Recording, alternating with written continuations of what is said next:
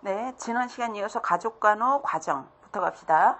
여러분들 이 가족간호 과정 자체는 그 개인을 대상으로 하는 간호과정과 다르지 않죠. 여러분들 임상에서 간호사가 환자 간호할 때 사정하고 진단하고 계획하고 수행하고 평가하고 이 단계를 그대로 가족에게 적용하면 돼요.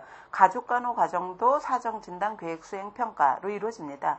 단지 다른 것은 뭐냐면 임상에서는 아픈 환자 개인을 대상으로 해서 사정하고 진단하고 계획하고 수행한다면 가족간호에서는 가족을 하나의 단위로, 여러분들 지역사회 간호에서는 우리가 가족을 하나의 체계 또는 단위로 본다고 그랬잖아요. 그래서 가족을 하나의 단위 체계로 보고 사정하고 진단하고 계획하고 수행하고 평가하고 이렇게 이루어지는 거죠.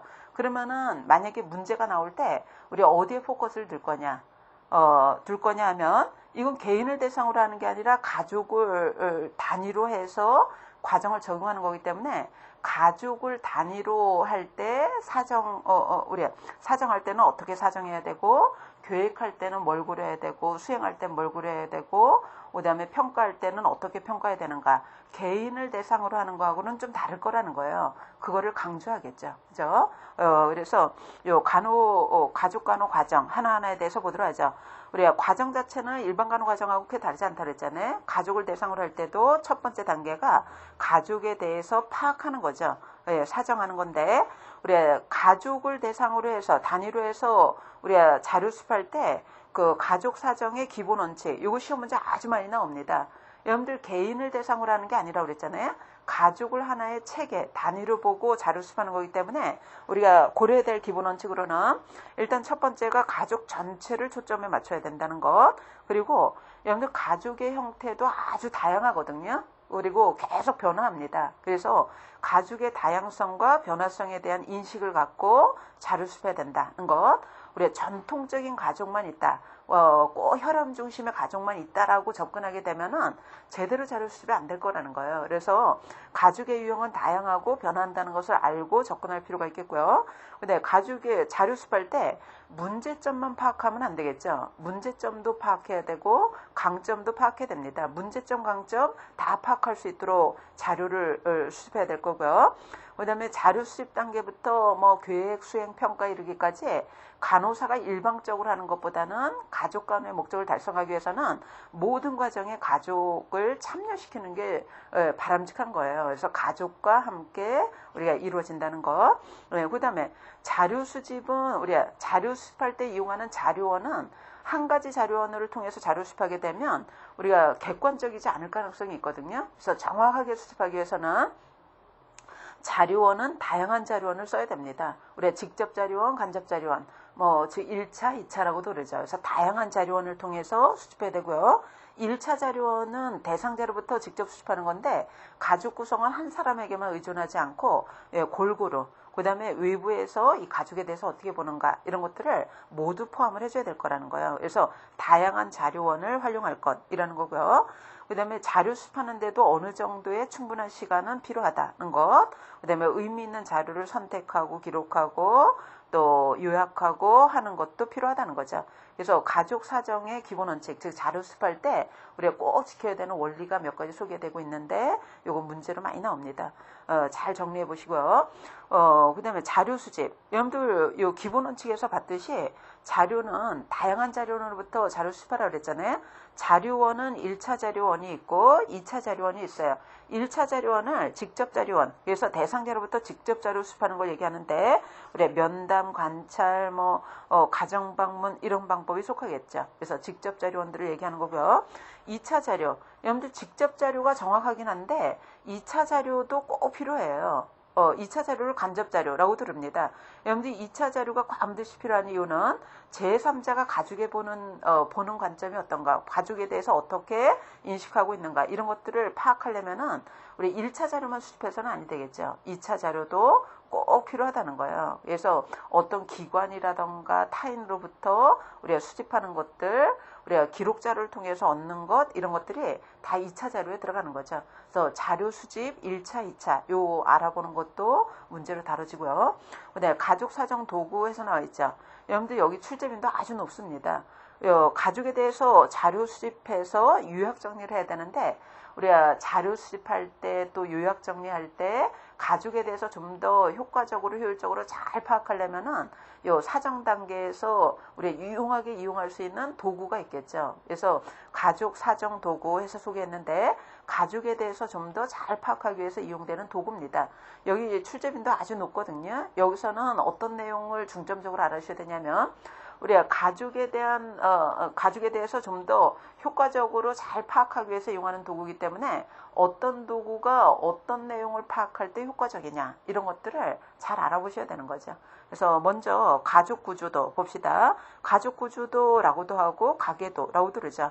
여러분들 이 그림을 보시면은 부모 밑에 자녀가 어떻게 돼 있고 그 다음에 동거하는 가족 이렇게 점선으로 그리고 생존했는가 사망했는가 질병이 있는가 없는가 함께 그리도록 되어 있는 것이 우리가 가족 구조도예요. 그래서 가족 구조도는 가족의 구조를 파악하기 위해서 고안된 그림 아니겠어요? 근데 구조만 파악하는 것이 아니라 우리의 생존 여부라던가 질병 여부라던가 이런 것들을 함께 파악할 수 있다는 게 유용한 점입니다. 그래서 가족 구조 파악이라던가 질병력 파악이라던가 질병 유무라던가 이런 거 파악할 때 유용하게 이용할 수 있는 도구가 우리의 가계도가 되겠고요. 그 다음에 가족 밀착도로 넘어갔어요. 여러분들 가족 밀착도는 현재 동거하고 있는 가족 구성원 중심으로 그리되 우리의 밀착관계, 애정관계, 갈등관계 이런 관계, 정서적인 관계를 파악하기 위해서 이용하는 도구가 밀착도예요. 그래서 그림을 보시면은 지금 동거하고 있는 가족을 쭉 그렸죠. 그리고 난 다음에 누구와 누구 사이에는 우리가 강한 밀착관계인가 또는 갈등관계인가 또 약한가 강한가 약하면은 한 선, 강하면은 두 줄 세 선 이렇게 우리가 표시하도록 되는 거죠. 그래서 가족 구성원 간의 밀착관계가 어떻게 형성되어 있는가 애증관계가 어떻게 형성되어 있는가 이런 것들을 한눈에 딱 볼 수 있도록 우리가 그린 그림을 가족 밀착도라고 그러는 거고요. 그래서 밀착관 말 그대로 밀착관계 또는 애정관계 이런 것들을 우리 한눈에 갈등관계 이런 것들을 한눈에 파악할 때 이럴 때 아주 유용한 도구가 되겠고요. 그 다음에 세 번째 소개하는 것이 외부 체계도죠. 옆에다가 가족 생태도 이렇게 쓰세요. 우리가 가족 생태도라고도 하는데 여러분들 외부 체계도라고 하는 것은 외부 체계도를 그리려면은 여러분들 그림 한번 볼까요? 외부 체계도를 그리려면은 먼저 가족 구조도를 먼저 그려야 돼요. 부모, 자녀, 어떤 구조로 되어 있는가 먼저 그리고 요 가족 구조가 우리 가족 구조를 먼저 그리고 난 다음에 주변에다가 가족 말고 외부 환경, 외부에 있는 기관이라던가 단체라던가 직장이라던가 어떤 관련성이 있는가 요거를 가족 체계와 외부 체계와의 상호 관계를 나타내 주는 표가 외부 체계도입니다. 그러니까 가족과 외부 환경과의 관계를 나타내 준다는 거예요. 그래서 가족은 개방체계이기 때문에 가족 안에서만 우리가 활동이 이루어지지 않죠. 가족과 외부 환경과 지속적인 상호작용이 이루어지기 때문에 어떻게 외부 환경과 상호작용이 이루어지는가 요거를 한눈에 딱 볼 수 있도록 그린 그림을 우리가 외부 체계도라고 합니다. 그래서 외부 체계도를 그려보면은 우리가 가족이 외부 환경과 어떻게 상호작용하는가 이것을 알아볼 수 있는 거죠. 우리가 외부로부터 에너지가 들어오는 것도 있고 나가는 것도 있잖아요. 이런 관계를 우리가 파악하는데 유용하다 이렇게 볼 수 있겠고요. 그 다음에 네 번째 소개하는 것이 사회 지지도인 거죠. 여러분들 말 그대로 사회 지지도, 지지도니까 우리가 외부로부터 가족이 어떻게 지원을 받는가를 나타내 준 표를 사회 지지도라고 그러는 거죠. 최근에 우리 매스컴에 보면은 외부 환경으로부터 아무런 지원을 받지 않아서 사망하고 이런 그 가족도 볼 수 있잖아요. 그래서 가족을 파악할 때 외부로부터 어떻게 지원을 받는가 이걸 한눈에 딱 볼 수 있도록 그린 그림을 사회 지지도라고 합니다. 이 사회 지지도의 특징을 보자면 우리가 가족이 외부로부터 어떻게 지원을 받는가 지지를 받는가를 그리되 가족 중에서도 우리가 가장 취약한 사람 중심으로 그리도록 고안됐어요. 그래서 원이 5가지로 이렇게 그려지는데 맨 안쪽에 들어가는 원 안에는 가족 구성원 중에서 가장 취약 대상 들어갈 거고 두 번째 원안이 우리가 가족 구성원들이 들어갈 거고 세 번째는 예, 관련된 친인척들 뭐 이런 식으로 우리가 5개 원안을 그리고 난 다음에 어디서 어디로 지지 상태가 흐르는가. 우리 교재에는 이렇게 화살표 표시가 되지 않는데요. 우리가 보건소로부터 가족에게 어떻게 지지를 하는가. 화살표가 이렇게 그려지면 더 좋겠죠. 그래서 우리가 어떤 외부로부터 지지를 받는가를 화살표로 그려주는데 우리 약한 지지면은 한 줄, 강한 지지면은 2줄, 뭐 이런 식으로 그려주면 되겠죠. 그래서 요 사회 지지도를 그려보게 되면 우리가 구성원 중에서 누가 가장 취약 대상인가도 한눈에 딱 볼 수 있겠고요. 그 다음에 이 가족의 지지 상태, 지원 상태가 어떤가도 우리가 살펴볼 수 있다는 거예요. 네. 그래서 요 지지도가 있고요. 그 다음에 5번째 소개한 것이 가족 연대기, 가족 역사기인 거죠. 연대기니까. 그래서 여러분들 거기 표를 보시면은 연대기 예를 보시면은 몇 년도에 어떤 중요한 사건이 있는가 중심으로 우리가 가족의 연대기, 역사기를 쭉 나타내주는 표를 가족 연대기라고 합니다. 여러분들 가족 연대기를 그려보면은 지금 현재 가족이 갖고 있는 문제에 과거에 어떤 사건들이 영향을 줬겠구나 이런 것들을 우리가 알아볼 수 있는 거죠. 이럴 때 아주 유용한 도구라고 볼 수 있겠고요. 예, 그 다음에 우리 교재에 그 6번째 소개한 것이 가족사정 지침서라는 게 있죠. 가족사정 지침서. 여러분들 요거는 가족에 대해서 자료 수집할 때 좀 더 체계적으로 자료 수집하기 위한 지침서를 얘기하는 거예요. 예, 이 지침서를 이용해서 자료 수집하게 되면 좀 더 가족에 대해서 우리 체계적으로 자료 수집할 수 있도록 이렇게 고안된 우리 지침서를 얘기를 하는 거죠. 그래서 가족 사정할 때 이용할 수 있는 도구다 이렇게 볼 수 있습니다. 그래서 지금까지 우리가 가족 사정 단계에서 이용할 수 있는 도구들을 쭉 살펴봤는데요. 우리가 어떤 도구가 특징이 뭐고 그 다음에 뭘 파악할 때 유용한가, 어떤 면에서 유용한가 이렇게 정리하시면 되겠죠. 그래서 가족 구조도는 구조를 파악할 때 유용한데 질병력, 뭐 생존 여부, 사망 여부를 같이 파악할 수 있다는 것. 밀착도는 말 그대로 밀착 관계, 그죠? 애정 관계, 그다음에 갈등 관계 이런 거 한눈에 파악할 수 있도록. 외부 체계도 같은 경우에는 가족과 외부 환경과의 상호작용, 에너지가 들어오고 나가고의 정도 이런 것들을 파악할 때 유용한 거고요. 사회 지지도는 가족의 지지 상태, 특히 취약 대상 중심으로 우리가 파악할 수 있다는 면에서 유용한 거고, 그 다음에 가족 연대기는 우리가 가족의 역사 중에 중요한 사건 순서대로 정리한 건데요. 가족의 건강 문제에 이 사건들이 어떻게 영향을 줬는가 관련성을 이해할 때, 이럴 때 유용하다고 볼 수 있고, 가족 사정 지침서는 가족에 대해서 자료 수집할 때 지침이 되는 기술서겠죠. 요 가족 사정 지침서를 이용하게 되면 우리 체계적으로 가족에 대해서 파악이 이루어지겠죠. 이럴 때 유용하다는 것입니다. 그래서 자료 수집에 대한 얘기를 쭉 했고요. 자료가 쭉 수집이 됐다. 그러면은 분석을 하게 되겠죠. 그죠? 의미 있는 거를 선택을 해서 관련된 것끼리 분류하고 그 다음에 요약 정리하고 결론 내리고 이렇게 해서 분석을 하게 될 거고, 분석하게 되면은 이제 2번째 단계가 가족 간호 진단이에요. 자료 수집해서 분석해 보면은 간호사가 해결해야 되는 문제가 뭐겠구나 이런 문제를 파악하게 되는 거죠. 그래서 가족 문제를 파악해서 원인을 찾아내고 원인과 문제를 기술하면 가족 진단이 되는 겁니다. 그래서 원인과 문제를 기술한 게 가족 진단이라는 것. 여러분들 가족 진단 내릴 때 우리가 진단 목록을 이용하면은 좀 더 표준화된 간호진단을 내릴 수가 있겠죠. 그래서 간호진단 도구는 우리 저 앞에서 다뤘어요. 난다 진단 도구, 오마와 진단 분류 체계, 뭐 가정간호 분류 체계, 국제간호 실무 분류 체계 등등 진단 목록, 지금까지 개발된 진단 목록이 있는데 이걸 이용해서도 진단할 수 있겠죠. 그러면 가족간호에 대해서 진단을 내렸다. 우리가 자원이 한정돼 있다 보니까 이거 한꺼번에 다 해결할 수 없잖아요. 자원이 한정돼 있기 때문에 진단 내린 문제 중에서는 우선순위라는 것을 설정을 해줘야 돼요. 여러분들 우선순위를 설정할 때 고려될 요소가 뭐냐? 우리가 이것도 지역사회 간호과정 할 때요. 우선순위 설정해서 이미 다뤘던 거예요. 그래서 우선순위 설정할 때 고려될 요소, 특히 가족이라는 특성을 고려해서 우선순위 설정할 때 고려될 요소로는 우리가 가족이 실제 행동함으로써 변화된 결과를 보거나 경험할 수 있는 것일수록 우선순위 점수가 높게 배정이 되겠죠.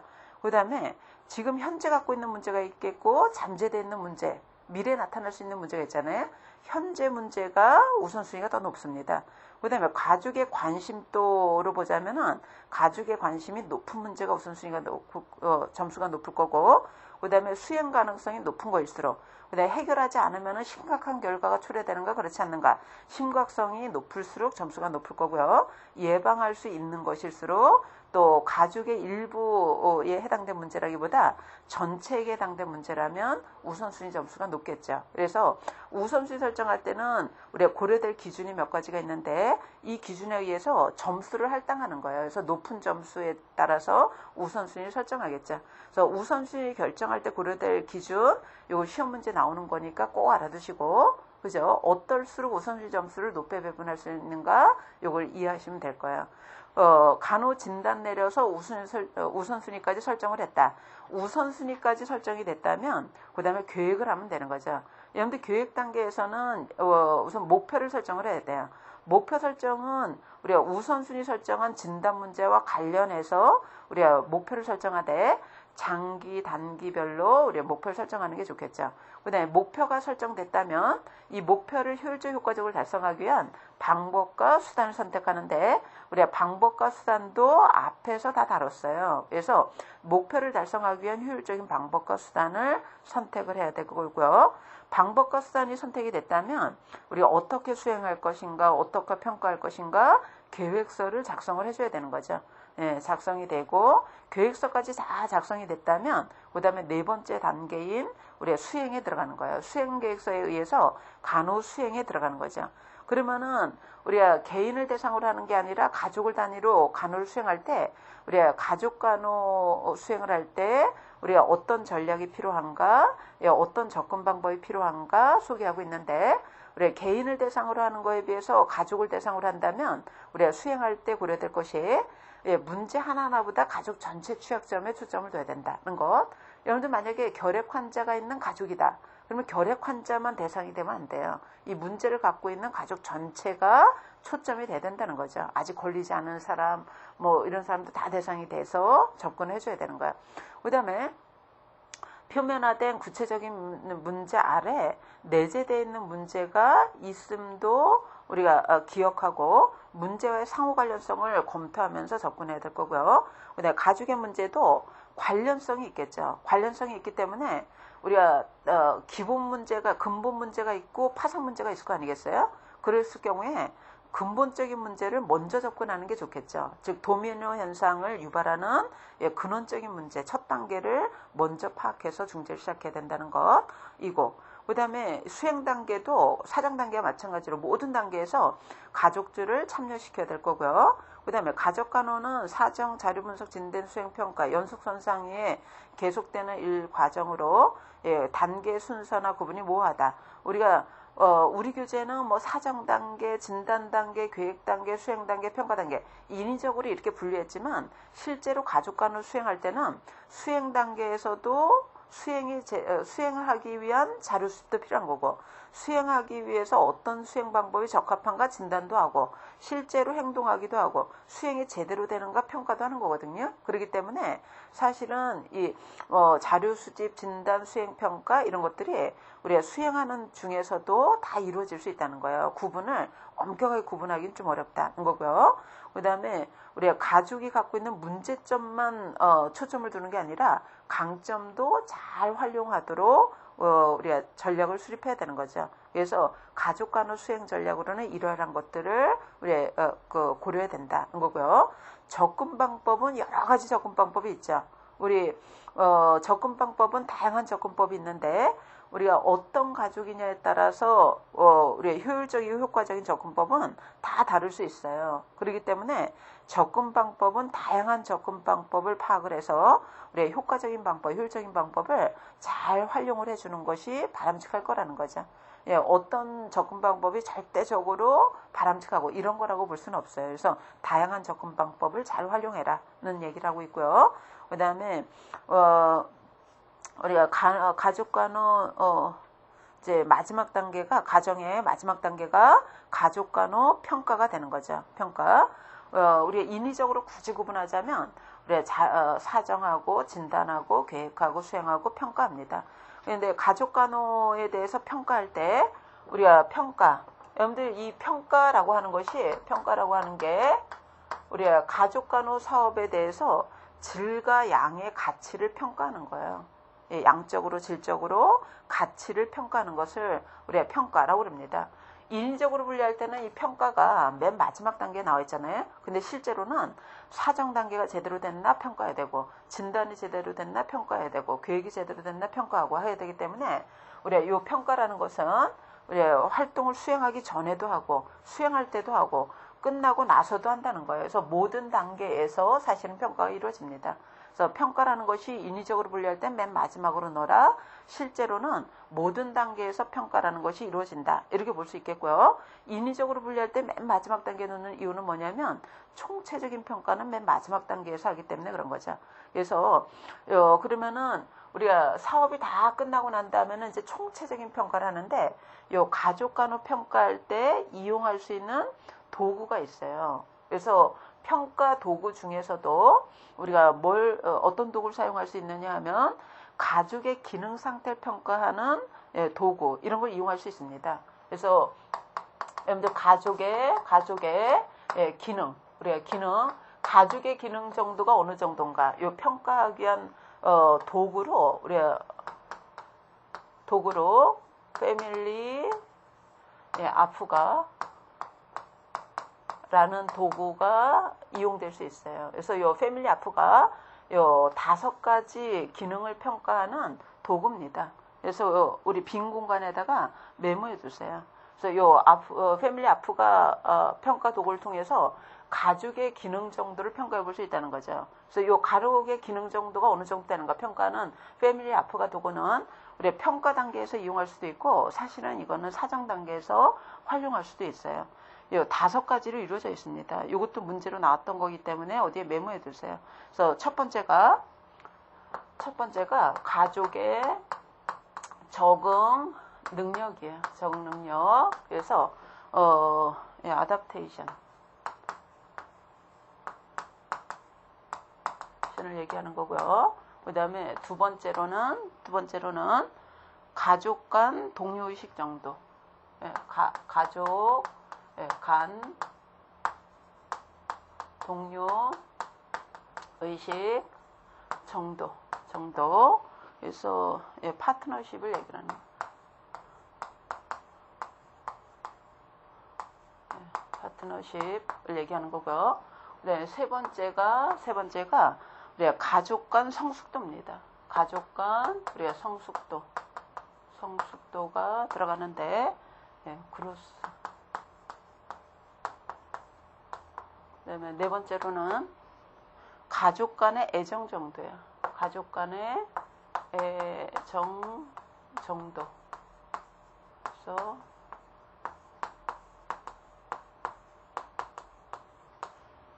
애정 정도. 그 다음에 5번째가 친밀감이에요. 친밀감. 가족 간의 친밀감.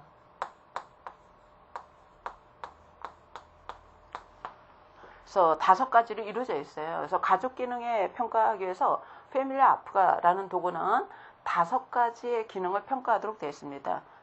적응 능력, 동료의식 정도, 성숙도, 애정 정도, 친밀감 이렇게 5가지 평가하도록 되어 있는데요. 각각 항목마다 0점에서 2점을 배분하도록 되어 있습니다. 그러니까 총점으로는 10점 만점이겠죠. 그래서 10점 만점에서 가족의 기능이 어느 정도 되는가 이렇게 평가하는 도구.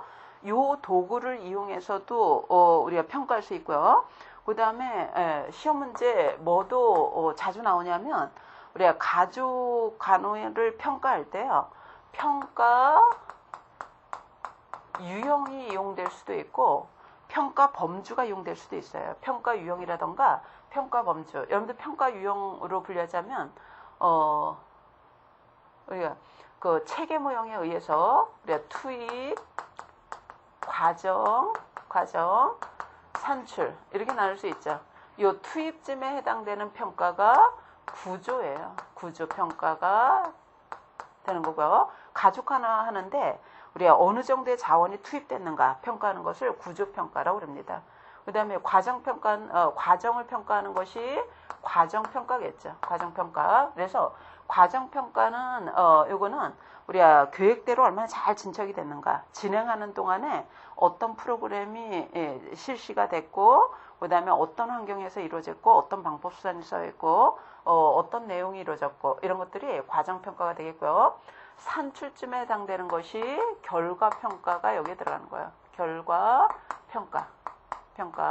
그래서 이 결과평가는 가족관을 다 수행하고 나서 우리가 가족이 어느 정도 변화됐는가, 가족의 건강이 얼마나 향상됐는가, 이런 것도 평가하는 것을, 그 다음에 가족의 기능이 어느 정도 향상됐는가, 이런 걸 평가하는 겁니다.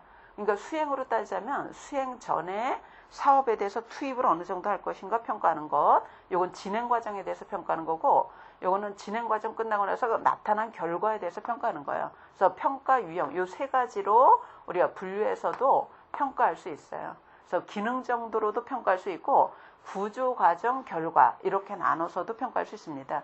여기서 시험 문제가 나올 때는 어떤 게 나올 수 있냐면, 우리가 구조평가는 어떤 것을 대상으로 평가해야 되는가, 과정평가의 대상, 결과평가의 대상, 이걸 구분해서 알아보셔야 돼요. 구조에 들어가는 거, 과정에 들어가는 결과. 구조는 들어가는 거면 다 구조평가네요. 그 다음에 나온 거면은 결과평가겠죠.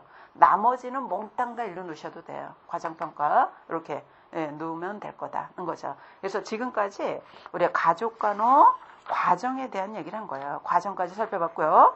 그 다음에 우리 교재 3절에 우리가 가족간호 업무, 그래서 뭐 제목을 이렇게 붙인다기보다 고위험 가족간호 이렇게 이해하셔도 되죠. 여러분들 가족간호의 대상은 지역사회에 있는 가족은 누구나 다, 어떤 가족이든 가족간호에 다 대상이 될 수 있어요. 근데 그 간호사 자원도 한정돼 있고, 시간도 제한돼 있고, 예산도 한정돼 있기 때문에 우리가 모든 가족을 다 똑같이 대상으로 한다기보다 우리가 그 가족 중에서 위험성이 높다면 고위험 가족을 선정을 해서 우리가 좀 더 자원을 집중 배분해서 우리가 간호하는 것이 사업의 효율성을 높일 수가 있는 거죠. 그래서 이 고위험 가족 간호 같은 경우에는 우리가 똑같이 가족 간호 서비스를 제공한다기보다 위험성이 높은 가족을 선정을 해서 자원을 좀 더 집중 배분하려고 하는, 즉 사업의 효율성을 높이고자 하는 간호 사업이 고위험 가족 간호 사업이라고 볼 수 있습니다. 그러면은 우리가 고위험 가족은 어떤 가족이 고위험 가족이냐? 일단 고위험 가족은 광범위한 개념이라고 보시면 돼요. 우리가 정상에 비해서 위험성이 높다는 거잖아요. 그러면은 고위험 가족에는 거의 스미스가 제시한 그 가족의 유형이, 이 사람이 제시한 거는 기능 장애, 우리가 가족의 기능 장애를 가져올 수 있는 가족을 쭉 제시했거든요. 그래서 스미스가 제시한 기능 장애를 초래할 수 있는 가족도 고위험 가족인 거고요. 그냥 후리먼이 제시한 가족의 유형 7가지가 있죠. 요거는 옆에다가 뭐라고 쓰시냐면, 특히 건강 기능, 우리가 건강 문제를 유발할 가능성이 높은 가족, 즉 건강 문제를 유발할 가능성이 높은 가족의 유형을 7가지로 제시했어요. 요 건강 문제를 유발할 가능성이 높은 가족도 고위험 가족이겠고, 그죠? 요 후리먼이 제시한 건강 문제를 유발할 가능성이 높은 가족 7가지 유형은 요거는 시험 문제 이미 다뤄졌던 거거든요. 그래서 요거는 일단 기본적으로 꼭 암기하고 넘어갑니다. 건강 문제를 유발할 가능성이 높은 7가지 가족 한번 볼까요? 경제적으로 아주 극빈하다던가, 그 다음에 이미 건강 문제가 아니더라도 다른 많은 문제를 갖고 있다던가, 그 다음에 거주지가 정해져 있지 않는 거예요. 우리 이민가족이라도 되고, 유랑가족이라도 되고, 거주지가 자주 변동되는 가족이라던가, 그 다음에 가족의 기능이 제대로 안 되는 가족이라던가, 구조상 불완전하다던가, 그 다음에 어린아이가 있는데 취업모가 있다던가, 그 다음에 유전적인 질병이 있는 가족력을 갖고 있는 가족이라던가, 유전력을 갖고 있다면은 아무래도 건강 문제를 유발할 가능성이 잠재되어 있는 거죠. 그래서 후리먼은 건강 문제를 유발할 가능성이 높은 가족의 유형을 7가지로 제시했는데, 이런 건강 문제를 유발할 가능성이 높은 가족도 고위험 가족이라고 볼 수 있어요. 그 다음에 취약가족도 고위험 가족인 거죠. 우리가 취약성을 띠고 있는 가족을 얘기를 하는 거죠. 취약가족을 분류할 때요, 구조적으로 취약한 가족, 기능적으로 취약한 가족, 상호작용적으로 취약한 가족, 발달적으로 취약한 가족, 이렇게 분류합니다. 요거 문제로 몇 번 나왔던 거거든요. 그래서 요것도 잘 정리를 하셔야 되는데, 구조적으로 취약한 가족의 예가 한부모 가족, 우리 예전에는 편모, 편부 이런 말을 썼는데 이게 어떤 편협된 시각이 있다고 그래서 한부모 가족으로 용어를 바꿨죠. 그래서 한부모 가족이라던가 그다음에 기능적으로 취약한 가족으로는 기능상으로 아주 취약성을 나타낼 수 있는 가족, 저소득, 취업모, 만성질병 가족이라던가 그다음에 상호작용에 의해서 발생되는 문제를 갖고 있는 우리의 학대 가족, 비행 청소년 가족, 알코올 중독 가족 뭐 이런 가족이 있다던가 발달상의 취약성을 갖고 있는 경우는 우리가 결혼을 하지 않는 상태에서의 미혼모 가족이라던가 그 다음에 미숙아를 가족이라던가 이런 경우는 발달적으로 봤을 때 아주 취약성을 띠는 가족이다 이렇게 볼 수 있는 거예요. 그래서 취약가족은 취약성을 띠고 있으면은 다 취약가족이라고 그러는데 취약가족도 고유형 가족이라고 볼 수 있는 거죠. 그래서 취약가족을 분류할 때 이 네 가지 유형으로 분류하는 학제도 있다는 것, 요거 시험 문제에서 많이 활용된다는 것 알아두시고요. 여러분들 취약가족의 특성을 보자면 우리가 위험 상황에 처한 가족은 그 스트레스를 동반하고 복합적 위기를 경험하게 이런 위험 상황에 처한 가족은 위기를 경험할 가능성이 아주 높다는 거예요. 이런 특징이 있고요. 그다음에 대부분 위험 상황에 처한 가족은 한 명 이상의 구성원이 없거나 분리되어 있는 경우도 많고 또 어느 한 구성원에게만 집중되다 보니까 나머지 구성원에도 문제가 발생하는 경우도 많고요. 또 취약 상황에서 가족은 빈번히 역할 변화도 경험할 거고 훈육에도 어려움을 따르겠고 취약 상황의 가족은 흔히 그 재정적인 문제도 대부분 복합적으로 우리가 갖고 있습니다. 그래서 일반적으로 보니까 취약 가족이 갖고 있는 일반적인 특징은 이러이러더라 이렇게 얘기하고 있죠. 그 포인트에 보시면은 취약 가족이 경험하는 공통적인 문제에서 났는데 요 위에 것을 다시 정리했다고 볼 수도 있어요. 그래서 그거는 여러분들이 꼭 참조해 주시기 바라고요. 어디로 가냐면 우리가 문제가족의 중재에서 났는데 문제가족이라 해도 되고 고유형 가족이라도 돼요. 그러면은 고유형 가족을 중재할 때 우리가 어떻게 중재할 수 있는가? 고유형 가족 중재를 할 때 우리가 고유형 가족을 접근할 때요. 우리가 문제가족이라고 해도 되지만은 지금 고유형 가족 간호를 다루는 거잖아요. 고유형 가족은 기능적으로 문제가 있어도 우리가 고유형 가족, 건강 문제를 일으킬 가능성이 높아도 고유형 가족, 취약 가족도 고유형 가족이라고 볼 수 있어요. 우리가 어떤 가족을 선택할 것인가는 우리가 보건소 간호사가 우리가 몇 가지를 이렇게 선택해서 쓸 수도 있습니다. 그러면은 고유형 위험 가족을 우리가 간호한다. 그랬을 때 우리가 접근할 때요. 고위험 가족 간호를 접근할 때 우리가 뭐로 접근할 수 있냐면 우선 이행 정도. 우리가 만약에 보건소에서 고위험 가족 몇 가족을 선택이 됐다. 이 고위험 가족 간호를 하려고 그런다. 그랬을 때 접근하는 방법에는 이행 정도에 따라서도 접근할 수 있고, 그죠? 접근할 때 여러분들 이행 정도에 따라서도 접근할 수 있고요. 접근할 수 있고, 그다음에 문제 특성으로도 접근할 수 있어요. 그래서 요 이행 정도로 접근할 수도 있고 문제 특성별로 접근할 수 있는데 여러분들 이행 정도에 따라서 접근하자면 우리가 어떤 것을 적극적으로 관심을 갖고 잘 이행하려고 하는 가족과 아무것도 하려고 하지 않는 가족, 이행 가족, 요거는 이행 가족과 불이행 가족, 이렇게 고위험 가족을 이행 가족과 불이행 가족 이렇게 분류할 수 있다는 거예요. 문제 특성별로 분류해서 접근할 때는 우리가 만성 질환을 갖고 있는 가족인가 또는 정신 질병을 갖고 있는 가족인가, 그다음에 경제적으로 취약성이 있는가 또는 구조상 취약성이 있는가 이런 식으로 문제 특성별로 분류해서 접근할 수도 있는 거예요. 그래서 고위험 가족 접근할 때 이행 정도에 따라 접근할 수도 있고 문제 특성에 따라서 접근할 수도 있다는 거죠.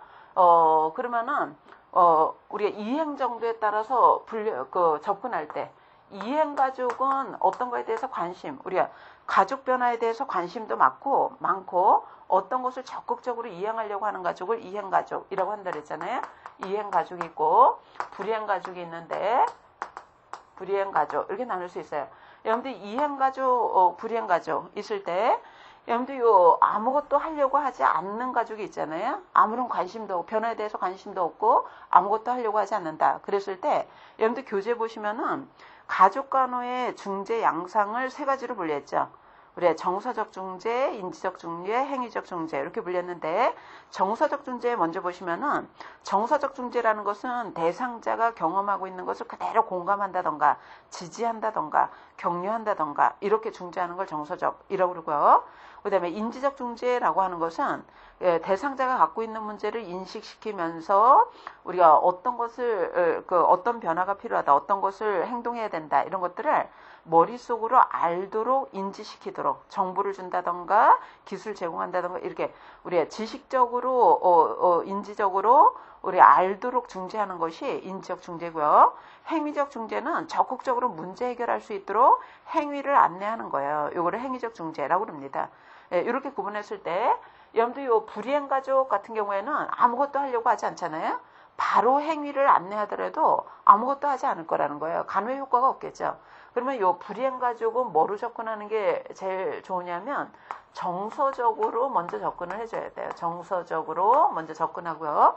우리가 가족이 갖고 있는 문제를 그대로 인정하고 지지하고 지원하고 격려하고 할 필요가 있다는 거죠. 정서적으로 접근하고 난 다음에 어느 정도 가족이 갖고 있는 문제에 대해서 관심을 보일 때 정보를 주는 거예요. 이거를 우리가 인지적 중재라고 그러는 거죠. 인지적 중재라고 그럽니다. 그래서 불이행 가족 같은 경우에는 정서적으로 먼저 접근하고 그 다음에 인지적으로 안내하고요.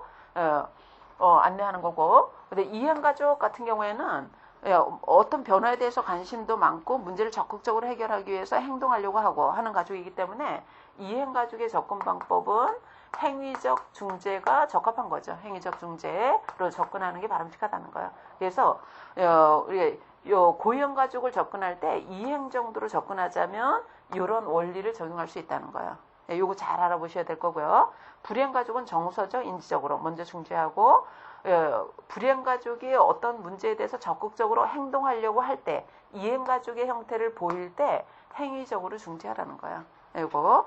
그 다음에 가족 간호 기술에서 나왔는데 요거는 무기력 가족 이렇게 알아주세요. 무기력 가족 중재. 여러분들 이 고위험 가족 중에서도 우리가 무기력 가족이라는 것은 어떤 가족을 얘기하냐면 우리가 고위험 가족 중에서도 우리가 만성질환이라던가 정신질환이라던가 이런 것들은 우리가 단기간에 문제가 해결되지 않잖아요. 그래서 이런 그 만성질환의 문제를 갖고 있는 경우에는 이 문제를 해결하기 위해서 가족이 오랜 기간 노력을 했음에도 불구하고 큰 변화가 없다. 이런 경우에는 무기력에 빠지게 되더라는 거예요. 예, 무기력, 그 문제에 대해서 관심이 없어지고 외면하려고 하고, 그죠? 뭐 우울하고 뭐 이런 양상을 보이는 가족이겠죠. 무기력 가족. 그래서 무기력 가족 같은 경우는 이행 정도로 보자면은 여기쯤에 해당되는 거예요. 불이행 가족 형태에 들어가는 거고요. 그 다음에 문제 특성으로 보자면 만성질환이나 정신질환 가족이라던가 이런 질환 가족에서 많이 볼 수 있는 것이 무기력 가족입니다. 그러면은 무기력 가족은 우리가 여러 가지 시도를 해봤는데 효과가 없기 때문에 무기력에 빠진 거잖아요.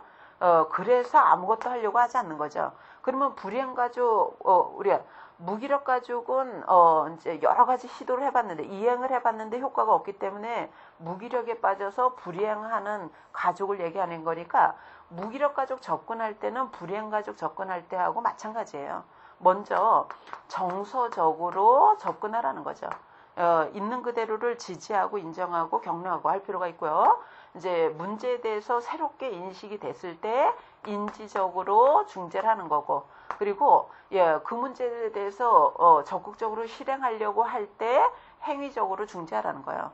그러면은 우리가 무기력에 빠졌을 때 우리가 정서적으로 접근할 때 우리가 그 문제에 대해서 다시 인식하도록 하고 우리가 지지하고 격려하고 이럴 때 아주 효과적으로 이용할 수 있는 기법이 뭐냐? 우리가 교재에 보시면은 그 문제에 대해서 다시 재인식하도록 하기 위해서 우리가 효과적으로 이용할 수 있는 것이 질문법이라던가 재정의 기법이에요. 그래서 문제를 다시 한번 인식하도록, 재인식하도록 질문해 본다던가, 그 다음에 문제를 다시 정의 내려 본다던가 이런 것들이 필요하다는 거죠. 그래서 우리가 고위험 가족 중재는 이렇게 하고요. 가족관계 증진에서 나왔는데 예, 또 기록관리 이 부분은 그냥 참조해 주시면 될 것 같습니다. 예, 그래서 이번 시간에서 한 내용은 가족간호 과정하고 고위험가족 간호 접근에 대해서 쭉 본 거죠. 가족간호 과정은 개인간호, 가족간호 할 때 과정과 다르지 않다. 단지 가족을 대상으로 하는 게 다르다는 걸 얘기했고요. 사정진단계획수행평가, 가족을 대상으로 하기 때문에 어떻게 해야 되는가라는 걸 제시했고, 그 다음에 가족 중에서도 우리가 위험성이 높은 가족, 여러분들 고위험 가족에는 기능상의 취약성을 갖고 있는 가족, 건강 문제 유발할 가능성이 높은 가족, 취약 가족 다 포함되는 거예요. 그러면 고위험 가족 접근할 때 이행 정도에 따라서 접근하자면 이행, 불이행, 그죠? 이렇게 구분할 수 있고, 그 다음에 문제 특성 중에서 만성질환이나 정신질환을 갖고 있다. 이런 가족 같은 경우는 열심히 이행을 해봤는데 효과가 없었다. 무기력에 빠질 수 있다는 거죠. 그래서 무기력에 빠진 가족이라면 불이행 가족 접근부터 다시 시작을 해줘야 된다는 거예요. 이런 얘기를 하고 있고, 요 무기력 가족 정서적으로 먼저 접근할 때 우리가 새로 문제를 재인식을 하도록 돕기 위해서는 질문법이나 재정의 기법이 도움이 될 수 있다는 거예요. 그래서 이번 시간은 여기까지 우리가 하고요. 문제는 여러분들이 쭉 풀어보시면 될 것 같습니다. 그래서 오늘은 여기까지 하고요. 다음 시간에 7장 들어가도록 하죠. 수고하셨습니다.